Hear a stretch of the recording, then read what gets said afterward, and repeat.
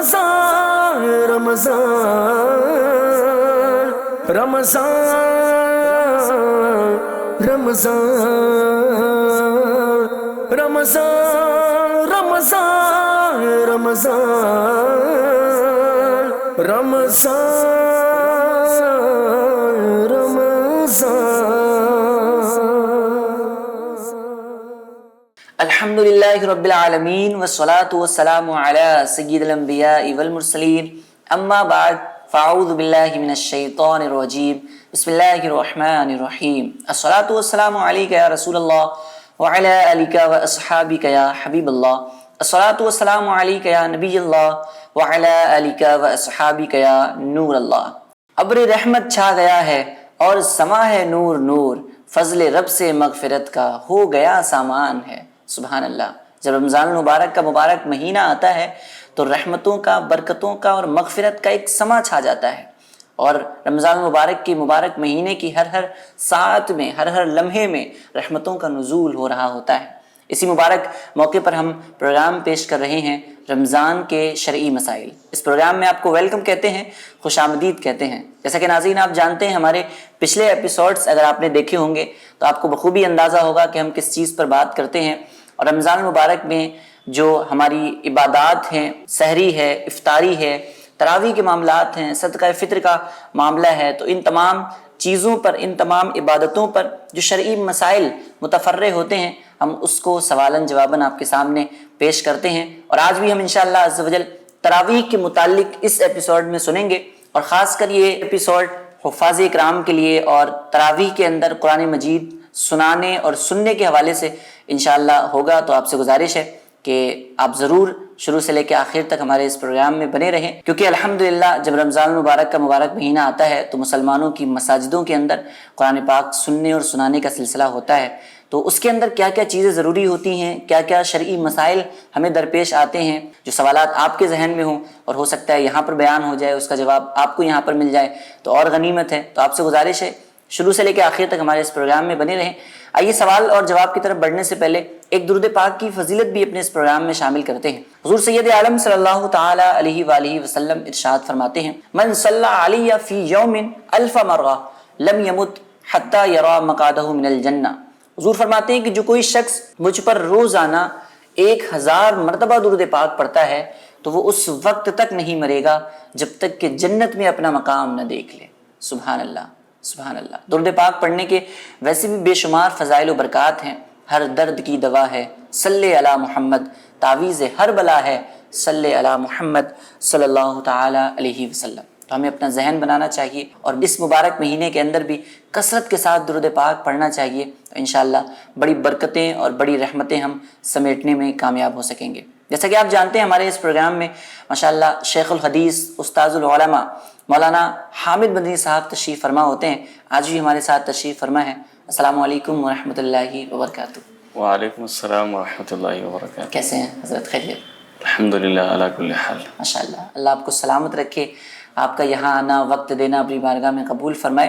تو ناظرین سوالات ہوں گے، ان کے جوابات آپ تک پیش کیے جائیں گے۔ تو آپ سے گزارش ہے اگر آپ کے ذہن میں بھی کوئی سوال ہو یا کوئی شک یا کوئی شبہات والا معاملہ ہو تو آپ ہمیں کمنٹ کر سکتے ہیں، ہم ان سوالات کو دوسرے پروگرام میں لینے کی انشاءاللہ کوشش کریں گے۔ FGN چینل کے ناظرین بلا تاخیر بغیر آپ کو انتظار کرائے آئیے چلتے ہیں سوال اور جواب کی طرف۔ حضرت جیسے ہمارے پچھلے ایپیسوڈز میں ہم نے تراویح کے بارے میں گفتگو کی، بہت سارے مسائل پر آپ نے ہماری رہنمائی فرمائی۔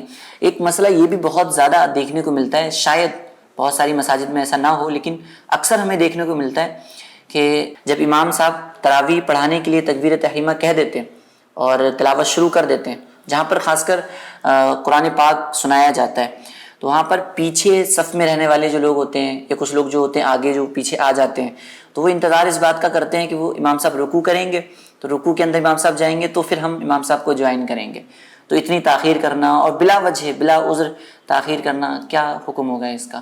کیا فرمائیں گے آپ؟ بسم اللہ الرحمن الرحیم۔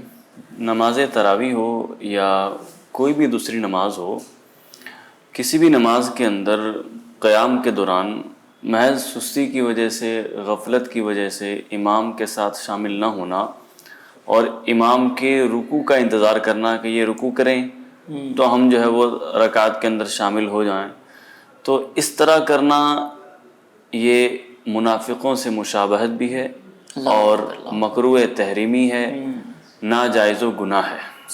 اللہ رب العزت قرآن مجید میں ارشاد فرماتا ہے ان المنافقین یخادعون اللہ وهو خادعهم وَإِذَا قَامُوا إِلَى الصَّلَاةِ قَامُوا كُسَالَى.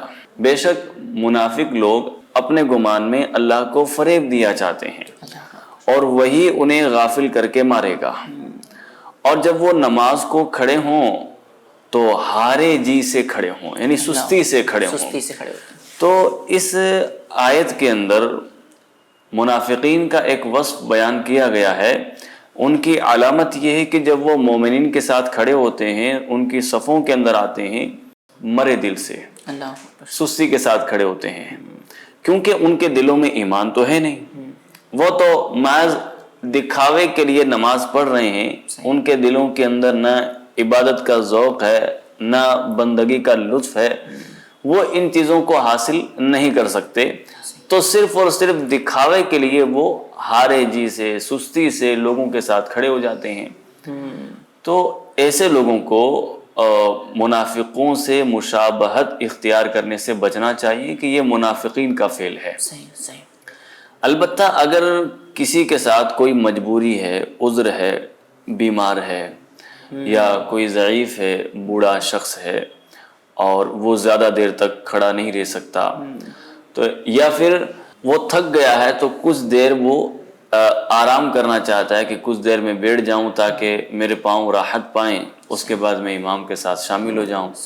تو ان مجبوریوں کی وجہ سے کوئی اگر بیٹھا ہے تو اس کے بیٹھنے میں کوئی گناہ نہیں ہے، ورنہ عام حالات کے اندر بغیر کسی مجبوری کے اس طرح امام کے رکوع کا انتظار کرنا یہ ضرور جو ہے وہ ناجائز ہے. اللہ اکبر اللہ اکبر. تو یہ بہت زیادہ کثرت سے پایا جانے والا مسئلہ ہے، اس پر ہمیں غور بھی کرنا چاہیے. اور سچی بات یہ ہے کہ حقیقتاً جو مسلمان ہے، جس کے دل میں ایمان ہے، تو وہ تو اور جلدی کرے گا کہ وہ اللہ تبارک و تعالیٰ کی بارگاہ میں کھڑا ہو سچے دل کے ساتھ، عقیدت کے ساتھ اللہ تبارک و تعالیٰ کی طرف. وہ تو حضرت ہے نا بہانے تلاش کرتے ہیں. بالکل. محبت اگر سچی ہوتی ہے، اللہ کی طرف آنے کی اگر چاہت زیادہ ہوتی ہے، اور ایک مسلمان کے لیے ہونی بھی چاہیے، تو یہاں تو امام صاحب اللہ اکبر کہہ کے ہاتھ باندھتے ہیں، وہاں پیچھے بھی مقتدی حضرات ہاتھ باندھ لیا کرتے ہیں. تو یہ مسلمانوں کا انداز ہوتا ہے، تو ہمیں ایسا ہی کرنا چاہیے. ہاں اگر کہیں مجبوری ہے، کسی کو حاجت بھی پیش آتی ہے، کچھ لوگ پیاس کے لیے پانی بھی پینے جاتے ہیں، تو کچھ اور بھی حاجتیں پیش آ جاتی ہیں جو ضروری ہوتی ہیں، تو ان کے لیے بھی بیان کر دیا گیا. اللہ تبارک و تعالیٰ ہمارے حال زار پر رحم فرمائے. حضرت ایک سوال یہ بھی ہے میرے سامنے کہ ایک سوال آیا ہوا ہے، اور ویسے تو مسلمان 20 رکعت تراویح پڑھتے ہی ہیں، لیکن کچھ لوگوں کا کہنا ایسا بھی ہوتا ہے کہ وہ 20 رکعت تراویح نہیں ہیں بلکہ کچھ اور عدد بیان کرتے ہیں، 10 رکعت یا 15 رکعت یا جو بھی ہے 9 رکعت. تو اصل 20 رکعت تو تراویح ہے، ہمیں اسلام نے بتایا گیا اور ہم نے مان لیا.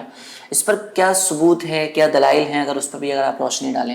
الحمدللہ یہ جمہور کا مذہب ہے کہ تراویح کی 20 رکعتیں ہیں، اور یہی مذہب احادیث سے بھی ثابت ہے. حضرت عبداللہ بن عباس رضی اللہ تعالی عنہما سے روایت ہے ان رسول اللہ صلی اللہ علیہ وسلم کان یصلی فی رمضان 20 رکعتا والوتر. نبی کریم صلی اللہ تعالی علیہ وسلم رمضان کے اندر 20 رکعت ادا کیا کرتے تھے اور وتر پڑھا کرتے تھے.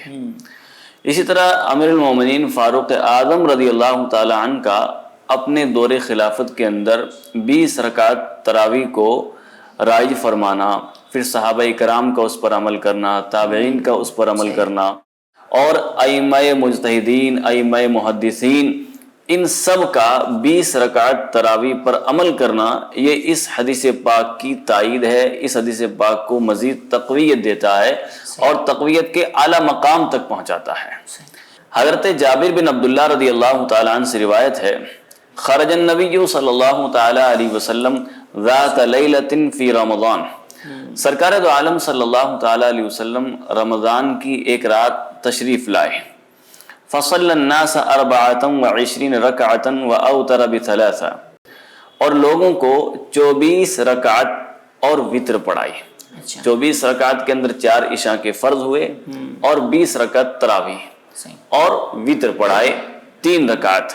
اسی طرح حضرت سائب بن یزید رضی اللہ تعالی عنہ فرماتے ہیں کننا نقوم فی زمان عمر بن الخطاب ب20 رکعتا والوتر، ہم فاروق اعظم رضی اللہ تعالی عنہ کے دور خلافت کے اندر 20 رکعت تراویح ادا کرتے تھے اور وطر پڑھا کرتے تھے۔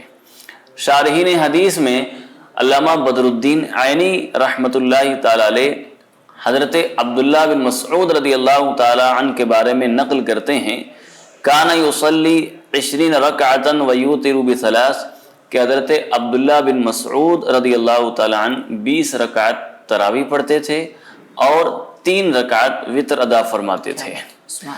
علامہ علی قاری رحمۃ اللہ تعالی علیہ فرماتے ہیں اجمع الصحابہ ان التراویح 20 رکعتا، صحابہ کرام علیہم رضوان کا اتفاق ہے، ان کا متفقہ فیصلہ ہے کہ تراویح کی 20 رکعت ہیں، صحابہ اکرام کا بھی بالکل۔ اور اگر لفظ تراویح کو دیکھا جائے، جو تراویح کا جو ورڈ ہے، جی تراویح اصل میں یہ پلیورل ہے، اس کا جو واحد آتا ہے، سنگولر جو آتا ہے وہ آتا ہے ترویحہ، یہ ترویحہ کا واحد ہے۔ صحیح ترویحہ کس کو کہتے ہیں؟ ترویحہ کہتے ہیں 4 رکعت پڑھ لینے کے بعد کچھ دیر ریسٹ کرنا، کچھ دیر راحت اور آرام کرنا، صحیح اس کو کہتے ہیں ترویحہ۔ اب اگر تراویح 8 رکعت مانی جائے تو 8 رکعت کے بیچ کے اندر ریسٹ ایک ہی دفعہ ہوگا، ایک بار ہوگا، ترویحہ ہوگی، جبکہ یہ پلورل ہے، اس کا کم سے کم اطلاق 3 پر ہوتا ہے، یعنی پلورل کے اندر 3 کم سے کم آنے ضروری ہیں، صحیح اور یہ تبھی ہوگا جبکہ 20 رکعت مانا جائے کہ 20 رکعت تراویح کے اندر تراویح ہوگی، یعنی ترویحہ جو ہے وہ 3 اور 3 سے زائد ہوں گے، 4تھی رکعت کے بعد بیٹھیں گے، 8ویں رکعت کے بعد بیٹھیں گے، 12ویں رکعت کے بعد بیٹھیں گے، پھر 16 رکعت مکمل ہونے کے بعد پھر ترویحہ کریں گے۔ تو یہ پلورل کا لفظ ہے اور یہ اس پر مکمل صادق آتا ہے۔ کیا بات۔ اسی طرح صدر الشریعہ بدر الطریقہ علامہ مفتی امجد علی اعظمی رحمۃ اللہ تعالی علیہ فرماتے ہیں کہ اس تراویح کے 20 ہونے میں حکمت یہ ہے کہ دن بھر کے اندر ہم جو فرض نمازیں ادا کرتے ہیں، فرض اور واجب، یہ سب کی سب رکعتیں اگر کاؤنٹ کی جائیں تو 20 رکعت بنتی ہیں، جو فرض ہیں اور واجب ہیں دن بھر کے اندر۔ فرائض و واجبات 20 رکعت ہیں، لہذا مناسب یہ ہے کہ یہ بھی 20 ہوں کہ مکمل اور مکمل برابر ہوں۔ ماشاءاللہ سبحان اللہ۔ FGN چینل کے ناظرین، بڑے پیارے انداز میں اور عقلی اور نقلی دلائل کے ساتھ آپ کے سامنے اس چیز کو ثابت کیا گیا، ثابت ہے بھی پہلے سے الحمدللہ۔ اہل سنت والجماعت کا معمول بھی یہی ہے کہ 20 رکعت تراویح پڑھتے ہیں، اور اس تراویح پڑھنے کی دلائل کیا ہیں اور ثبوت کیا ہیں، بڑے پیارے انداز میں آپ کے سامنے پیش کیا گیا۔ استاد صاحب، ایک سوال یہ ہوتا ہے، تراویح میں قرأت کرتے ہیں لوگ اور پورا قرآن سنانا ہوتا ہے، تو کہیں کہیں جو ہے وہ 10 دن کی تراویح ہوتی ہے، کہیں 15 دن کی ہوتی ہے، کہیں جو ہے وہ 5 دن کی بھی ہوتی ہے، کہیں شبینہ بھی سنایا جاتا ہے، تو اس کے اندر قرأت جو کرتے ہیں کتنی سپیڈ سے کر سکتے ہیں؟ یعنی ظاہر ہے تیز پڑھیں گے تو جلدی ختم ہوگا، تو کچھ لوگوں کا ایسا بھی جو ہے وہ انداز دیکھا گیا ہے، تو کبھی کبھی اتنی سپیڈ سے پڑھتے ہیں کہ الفاظ ہی نہیں سمجھ آ رہے ہوتے ہیں، تو اس میں تھوڑا تیز پڑھیں اور کیا انداز رکھیں، کیا فرمائیں گے آپ؟ تراویح کے اندر قرأت کرنے کا جو انداز ہوگا وہ درمیانے انداز پر قرأت کرنی چاہیے، قرأت بھی ہو تو درمیانے انداز میں، اور ارکان کی ادائیگی بھی ہو تو درمیانے انداز میں۔ قرأت کے اندر اور ارکان کی ادائیگی کے اندر جلد بازی کرنا یہ مکروہ ہے، اور جتنی ترتیل زیادہ ہو، یعنی جتنا ٹھہر ٹھہر کر پڑھیں گے بہتر ہے۔ اگر اعوذ باللہ، بسم اللہ اگر یہ نہیں پڑھا یا جلد بازی کی تو اس طرح کرنا مکروہ ہے۔ اعوذ باللہ بسم اللہ پڑھنا یہ بھی جو ہے وہ مستحب ہے۔ شیخ طریقت امیر اہل سنت دامت برکاتہم العالیہ لکھتے ہیں، افسوس کہ آج دینی معاملات کے اندر بہت زیادہ لوگوں کی سستی دیکھی جاتی ہے، اور عام تراویح کے اندر قرآن پاک ایک بار بھی صحیح معنوں میں ختم نہیں ہوتا۔ قرآن پاک کو ترتیل کے ساتھ پڑھنا چاہیے، لیکن ہمارے یہاں حال ایسا ہے کہ اکثر لوگ تو پہلے تراویح اس کے ساتھ پڑھنے کے لیے تیار ہی نہیں ہوتے جو قرآن پاک مکمل سنا رہا ہے۔ اب اس کے بعد اگر ان کو پڑھنا بھی ہے تو اس جگہ کا انتخاب کریں گے کہ جہاں پر جلدی فارغ ہو جاتے ہوں، جلدی تراویح مکمل ہو جاتی ہو۔ فرماتے ہیں کہ تراویح ہو یا تراویح کے علاوہ نماز کے علاوہ باہر اگر قرات کی جا رہی ہو، تلاوت کی جا رہی ہو، تو وہاں بھی حرف چبانا قرآن کریم کے یہ حرام ہے۔ اور اگر تراویح کے اندر حافظ صاحب پورے قرآن شریف میں صرف ایک حرف بھی اگر چبا گئے کہ انہوں نے وہ حرف نہیں پڑھا تو ختم قرآن کی سنت ادا نہیں ہوگی۔ تو یہ ایک بہت افسوسناک معاملہ ہے کہ حافظوں کی ایک ایسی تعداد ہوتی ہے جس کو ترتیل کے ساتھ قرآن پڑھنا آتا ہی نہیں ہے۔ اگر ان سے کہا جائے کہ جناب آپ تھوڑا آہستہ پڑھیے، دھیمے پڑھیے، وہ بھول جائیں گے۔ لہذا ایسوں کی خدمت میں امیر علیہ سنت دامت برکاتہم العالیہ عرض کرتے ہیں، عریضہ پیش کرتے ہیں کہ ان سے مشورہ ہے کہ اللہ تبارک و تعالی کا خوف کریں، اور اللہ تبارک و تعالیٰ کی ناراضی بہت بھاری پڑے گی، لہذا بغیر کسی تاخیر کے تجوید کو جاننے والے کسی قاری صاحب سے شروع سے لے کر آخر تک قرآن مجید کا دور کر لیں۔ کیا پورا قرآن مجید آپ سنا دیں کسی کو تجوید کے ساتھ، ترتیل کے ساتھ، تاکہ آپ کا حفظ بھی پختہ ہو جائے اور آپ آہستہ آہستہ قرآن پاک کی تلاوت بھی کر سکیں۔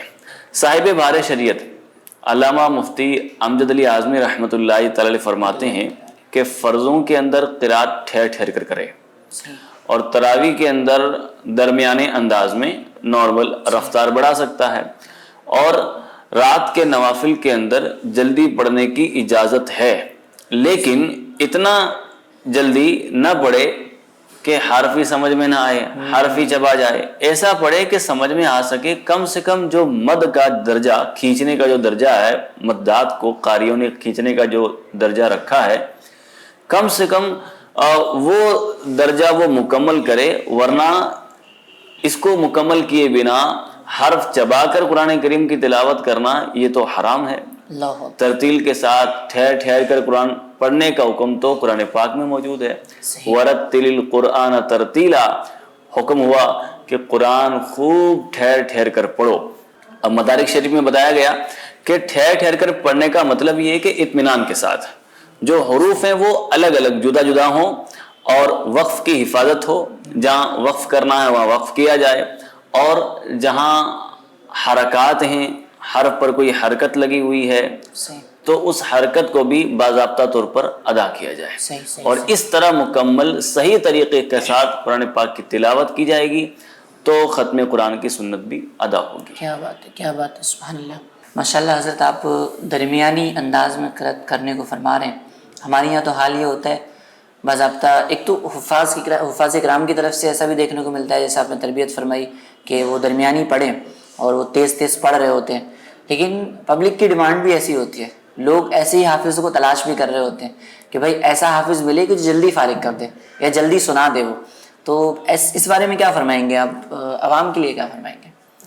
اس بارے میں یہ عرض کروں گا، حالانکہ یہاں بھی انتظامیہ کی ایک بہت بڑی مسٹیک ہوتی ہے کہ وہ باضابطہ طور پر حافظ صاحب کو یہ ٹارگٹ دیتے ہیں کہ آپ کو اتنے منٹ کے اندر تراویح مکمل کر دینی ہے۔ بالکل صحیح۔ اب بیچارہ اگر وہ 5 منٹ بھی لیٹ ہو جائے تو پھر اس کو سنایا جاتا ہے، اس کو ٹارچر کیا جاتا ہے کہ آپ نے آج 5 منٹ لیٹ کر دیے ہیں، آپ نے آج 10 منٹ لیٹ کر دیے ہیں۔ تو میرے پیارے اسلامی بھائیوں، ہم 5 منٹ جلدی فارغ ہو کر جانا کہاں چاہتے ہیں؟ ہم وہ کون سا کام کرنا چاہتے ہیں کہ وہ کام اللہ تبارک و تعالیٰ کی بارگاہ میں حاضری سے بہتر ہے؟ صحیح۔ اس بارے میں سنجیدگی کے ساتھ ہمیں غور کرنا چاہیے۔ تراویح کی نماز ہو یا کوئی بھی نماز ہو، ہمیں ایسے شخص کا سلیکشن کرنا چاہیے جو نماز کا اہل ہو، امامت کا اہل ہو۔ ہمارے معاشرے کے اندر دنیاوی معاملات میں تو بہت ہوشیاری سے کام لیا جاتا ہے، لیکن افسوس کے ساتھ یہ کہنا پڑتا ہے کہ دینی کام کے اندر کوئی مشورہ نہیں لیا جاتا، علماء کرام سے پوچھنے کا ذہن نہیں ہوتا، یہاں تک کہ نماز جو افضل عبادت ہے اس کے بارے میں بھی غفلت اور لاپرواہی سے کام لیا جاتا ہے، جس کو چاہا نماز کی امامت کے لیے آگے کر دیا، حالانکہ ہر ایک اس منصب کا اہل نہیں ہوتا۔ حدیث مبارکہ میں ہے، اگر تمہیں پسند ہو کہ تمہاری نماز قبول ہو جائے تو چاہیے کہ تمہارے نیک تمہاری امامت کریں کہ وہ تمہارے اور تمہارے رب کے درمیان سفیر ہیں. کیا بات ہے، سبحان اللہ. تو حدیث پاک میں تو ہمیں نیک لوگوں کے انتخاب کا حکم دیا گیا ہے کہ ہم نیک لوگوں کو امامت کے لیے سلیکٹ کریں، ان کو منتخب کریں.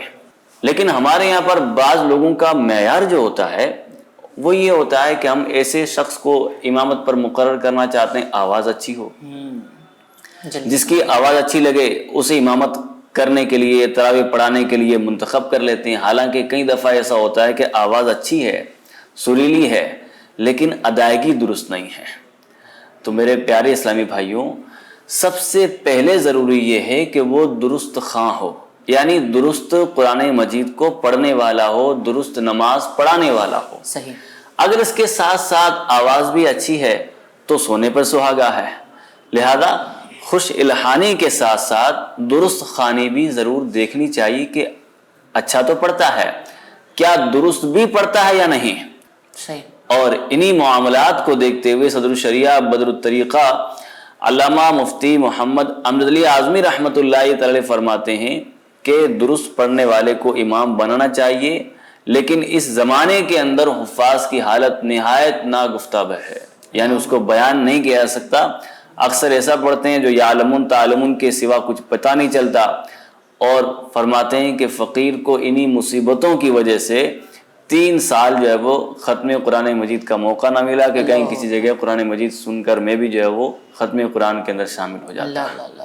تو یہ ان کا درد ہے کہ ایسا پڑھنے والے لوگ نہیں ملتے جو درست قرآن پاک پڑھتے ہوں اور ختم قرآن کی سنت کو ادا کرتے ہوں. صحیح. تو انتظامیہ سے بھی گزارش ہے کہ وہ درست خواں کو مقرر کریں جو صحیح طریقے پر قرآن پاک کو پڑھ سکیں. اچھا حضرت، اب اس میں دیکھیں گے بھی کیسے، کہ جانچیں گے بھی کیسے کہ درست پڑھنا آتا ہے نہیں آتا ہے؟ کیونکہ جو ٹیسٹ لے رہے ہوتے ہیں، جو جانچ رہے ہوتے ہیں، ان کا خود کا تو قرآن درست ہوتا نہیں ہے، ایسا بھی دیکھنے کو ملتا ہے. نہیں، الحمدللہ درست جاننے والے، درست پڑھنے والے قاری صاحبان بھی موجود ہیں اور وہ ہمارے بیچ ہی موجود ہیں. اب ہمیں ان کو آگے بڑھانا چاہیے.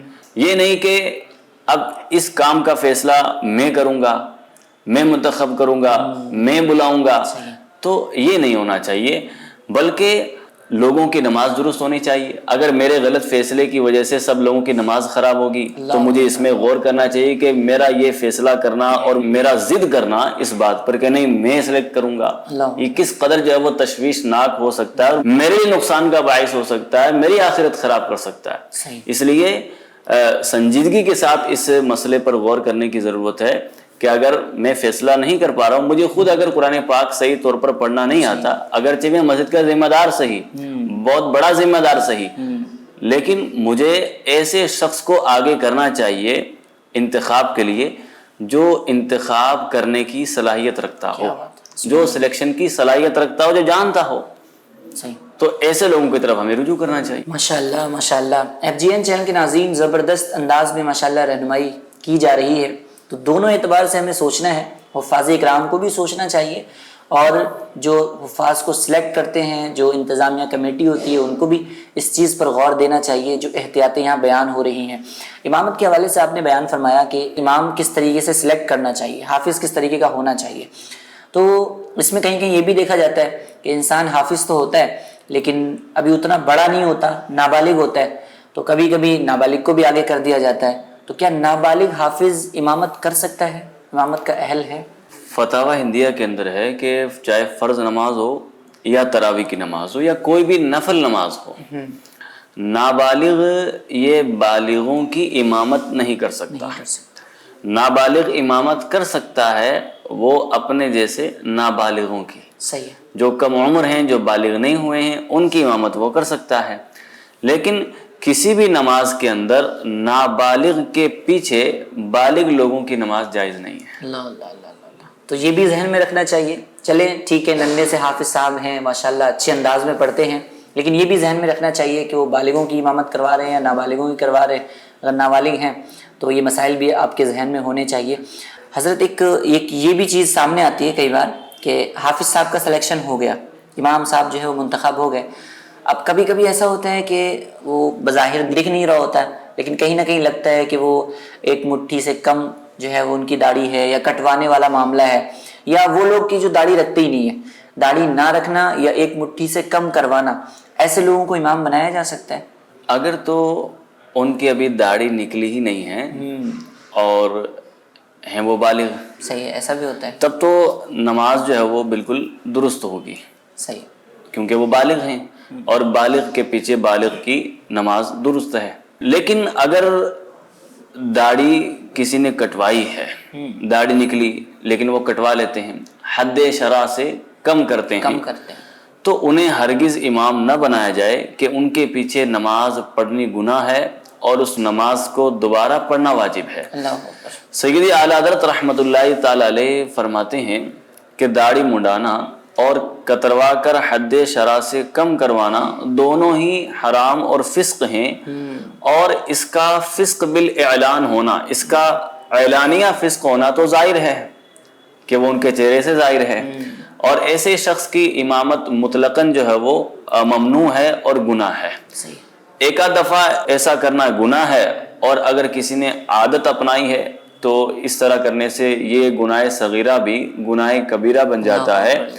لہذا ایسے شخص کے پیچھے اگر کسی نے نماز پڑھی ہے، نماز مکروہ تحریمی ہے، پڑھنا گناہ ہے، اور اس نماز کو واپس پڑھنا واجب ہے۔ اگر دوبارہ نہیں پڑھی گئی نماز، واجب الاعادہ تھی، اس کا اعادہ نہیں کیا گیا تو گنہگار ہوگا۔ اللہ اکبر، اللہ اکبر۔ تو یہ ان چیزوں کا بھی ہمیں خیال رکھنا ہے، لیکن بڑی معذرت کے ساتھ کبھی کبھی ایسا بھی دیکھنے کو ملتا ہے کہ جو حافظ صاحب ہوتے ہیں، سارے تو نہیں ہوتے، سب کو تو نہیں کہہ رہا ہوں، لیکن کہیں نہ کہیں ایسے معاملات بھی حضرت کیسز سامنے آتے ہیں کہ حافظ صاحب پورے سال جو ہے وہ داڑھی کٹوانے والا معاملہ کرتے ہیں، اور رمضان سے 1-2 مہینے پہلے پھر وہ داڑھی کو معافی دیتے ہیں اور وہ ایک مٹھی داڑھی رکھ لیتے ہیں اور پھر امامت کے مصلی پہ جاتے ہیں۔ تو خیر، امامت کے مصلی پہ تو اگر داڑھی ہے مکمل طور پر تو جایا جا سکتا ہے، لیکن وہ جو باقی دنوں کے اندر اس طریقے کا معاملہ اپنایا جاتا ہے تو اس بارے میں اگر آپ کیا ترغیب دلائیں گے، کیا فرمائیں گے؟ جب ایک شخص نے اس طرح کا فعل کیا ہے جو فعل ناجائز تھا، اور وہ اس کو عادت میں اپنی لے چکا، جس سے وہ گناہ صغیرہ کبیرہ بن چکا، اور اس گناہ کبیرہ کو وہ علی الاعلان کرتا ہے، تو وہ فاسق معلن ہے۔ جب فاسق معلن ہے تو اس کے پیچھے نماز ہرگز درست نہیں ہے۔ ہاں، اگر اس نے توبہ کر لی ہے، اپنے فسق سے توبہ کر لی ہے، اب پکا عزم کر لیا ہے کہ اب وہ ایسا نہیں کرے گا، اور اب اس کی داڑھی بھی مکمل جو ہے وہ حد شرع تک ہو چکی ہے، امامت کرنا چاہتا ہے، امامت کے لائق ہے، اس کو امام بنایا جا سکتا ہے۔ لیکن ایسا نہیں کہ ایک شخص جو ہے وہ صرف اور صرف رمضان کے لیے نیت کر لے کہ میں اب رکھوں گا، اور پھر جو ہے وہ رمضان کے بعد واپس اپنی داڑھی مڈا دے، تو ایسوں کے پیچھے نماز ادا نہیں کرنی چاہیے۔ صحیح۔ تو حفاظ ہوں ناظرین اکرام، یا حفاظ کے علاوہ دیگر مسلمان ہوں، ہر ایک مسلمان کے لیے ضروری یہی ہے کہ وہ ایک مشت جو شریعت کے معیار کے مطابق داڑھی ہے اس کو رکھنا ضروری ہے۔ خیر حضرت، ایک سوال یہ بھی آتا ہے اور وہ میرے سامنے بھی ہے۔ سوال یہ ہے کہ کبھی کبھی ایسا ہوتا ہے کہ تراویح کے لیے نیت باندھ کر کھڑے ہو گئے اور 1 رکعت مکمل کی تھی، اور بعد میں ذہن میں یہ آ رہا ہے کہ نہیں میری 2 رکعت ہو گئی ہیں، یا 1 رکعت پر سلام پھیر دیا، یا پھر جو ہے وہ 2 رکعت کے بعد تیسری رکعت بھی ملا لی اور تیسرے پہ سلام پھیر دیا، تو جہاں سلام نہیں پھیرنا چاہیے تھا وہاں سلام پھیر دیا 1 پہ اور 3 پر، تو پھر اس بارے میں کیا حکم ہوگا، کیا کرنا چاہیے پھر آگے؟ بسا اوقات اس طرح 1 رکعت پر یا 3 رکعت پر بھول سے سلام پھیر دیا جاتا ہے، تو اگر سلام پھیر دیا ہے نماز فاسد ہو جائے گی، نماز فاسد ہو جائے گی، اور یہ رکعتیں تراویح کے اندر شامل بھی نہیں ہوں گی۔ ہاں، اگر سلام پھیرنے کے بعد ابھی کوئی خلاف نماز کوئی دوسرا کام نہیں کیا ہے اور وہیں پر آدمی بیٹھا ہے اور یاد آ گیا، سلام تو پھیر دیا ہے پہلی رکعت پر لیکن یاد آ گیا، یا تیسری رکعت پر سلام پھیر دیا ہے اور یاد آ گیا، تو حکم یہ ہے کہ کھڑا ہو جائے، کھڑا ہو کر 1 رکعت اور ملا لے، تو اس صورت میں کم از کم نماز فاسد نہ ہوگی اور آخر کے اندر سجدے سے کرنا ہوگا۔ اب ایک سوال اور ایک جواب فتاوی رضویہ شریف سے پیش کرتا ہوں۔ اعلیٰ حضرت رحمۃ اللہ تعالی سے سوال ہوا کہ 2 رکعت تراویح کی نیت کی اور قاعدہ بھول گیا، بیٹھنا بھول گیا، 3 پڑھ کر بیٹھا، پہلا قاعدہ کیا ہی نہیں اور 3 پڑھ کر بیٹھا اور سجدہ سہو کر لیا، تو کیا نماز ہوئی یا نہیں؟ اور ان رکعتوں کے اندر جو قرآن شریف پڑھا اس کو واپس پڑھنا چاہیے یا نہیں؟ اگر 4 پڑھ لی، 3 پر نہیں بیٹا بلکہ 4 پڑھ لی، تو یہ چاروں رکعت تراویح ہوئی یا نہیں؟ تو اعلیٰ حضرت رحمۃ اللہ تعالی فرماتے ہیں کہ پہلی صورت میں جب پہلی دفعہ نہیں بیٹا 2 رکعت پر اس نے قاعدہ نہیں کیا، تیسری کے لیے کھڑا ہو گیا اور 3 رکعت مکمل کر کے اس نے سلام پھیر دیا، اگرچہ اس نے سجدہ سہو بھی کیا۔ فرمایا کہ پہلی صورت میں تو اگر جس صورت میں 3 رکعت پڑھ کر سلام پھیرا ہے بالکل بھی نماز نہیں ہوگی، قرآن کریم جتنا پڑھا گیا ہے اس کا واپس اعادہ کیا جائے اور یہ رکعت بھی کاؤنٹ نہیں کی جائے گی۔ اگر 4 پڑھ لی اور پہلی 2 رکعت کے بعد وہ بیٹھا نہیں، قاعدہ نہیں کیا، تو فرماتے ہیں کہ یہ 4 رکعتیں 2 رکعت کے قائم مقام گنی جائیں گی۔ کاؤنٹنگ کے اندر 20 رکعت ہم کو مکمل کرنی ہے، اس کاؤنٹ کے اندر یہ 2 رکعت گنی جائے گی، اس کے بعد جتنی باقی ہیں وہ پڑھ لیں۔ اور اگر دونوں قاعدے کیے، دوسری رکعت پر بھی اس نے قاعدہ کیا اور چوتھی رکعت پر بھی قاعدہ کیا ہے، یعنی ہر 2 رکعت کے بعد اس نے التحیات پڑھی ہے، تو فرمایا کہ 4 رکعت ہو گئیں۔ 4 رکعت 2 قاعدوں سے اور 1 سلام سے پڑھنا جائز ہے، یعنی ہم نارملی 2 رکعت کر کے تراویح کی نماز پڑھتے ہیں، فرماتے ہیں کہ 4 رکعت کے ساتھ بھی پڑھنا جائز ہے کہ کوئی ایک کے ساتھ 4 رکعت پڑھ کر پھر سلام پھیرے، لیکن دوسری رکعت پر بیٹھنا ہوگا۔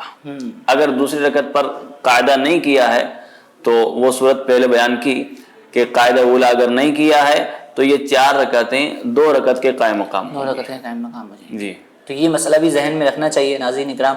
اچھا حضرت، ابھی آپ نے جو مسئلہ بیان فرمایا اس کے اندر یہ بھی تھا کہ ایک صورت کی نماز فاسد ہو جائے گی، ٹوٹ جائے گی اور اس کا اعادہ کرنا ضروری ہوگا۔ اچھا، یہ والی صورت ہو یا کوئی اور صورت ہو، کوئی اور وجہ ہو جس کی وجہ سے نماز فاسد ہو گئی ہے، تو جو قرآن پاک نماز کے اندر پڑھا گیا، پچھلی نماز کے اندر جو قرآن پاک کی تلاوت ہوئی، حافظ صاحب مکمل قرآن پاک کرنا ہے انہیں تراویح کے اندر، تو اب دوبارہ سے نماز پڑھیں گے تو اس قرآن پاک کو دہرانا ضروری ہے یا کیا ہوگا؟ بالکل، اگر کسی وجہ سے تراویح کی نماز فاسد ہو گئی، ٹوٹ گئی کسی بھی وجہ سے، اور اس نماز کا اعادہ کیا گیا، تو جتنا قرآن شریف ان رکعتوں کے اندر پڑھا گیا ہے اس کا اعادہ کرنا ہوگا تاکہ ختم قرآن کے اندر کوئی کمی نہ رہے۔ ماشاءاللہ ماشاءاللہ، FGN چینل کے ناظرین بڑے ہی پیارے انداز میں ہمارے سوالن جواباً جو ہے وہ رہنمائی کی جا رہی ہے، اور ابھی بھی سوالات تو بہت سارے باقی ہیں، لیکن وقت کے دامن میں اتنی گنجائش نہیں ہے کہ مزید ہم کچھ کلام کریں۔ انشاءاللہ یہ تراویح کے متعلق جو دیگر سوالات ہیں اور جوابات ہیں وہ انشاءاللہ نیکسٹ ایپیسوڈ میں ہم لینے کی کوشش کریں گے۔ تو آپ سے گزارش ہے اگلے ایپیسوڈ میں بھی ہمارے جوائن کیجیے گا اور اس کو بھی مکمل ضرور دیکھنے کی نیت کیجیے گا۔ جب تک دعاؤں میں یاد رکھیے، اپنا بہت خیال رکھیے، FGN چینل دیکھتے اور دکھاتے رہیے۔ صلو علی الحبیب صلی اللہ تعالی علی محمد صلی اللہ تعالی علیہ وسلم۔ رمضان رمضان رمضان رمضان رمضان رمضان رمضان رمضان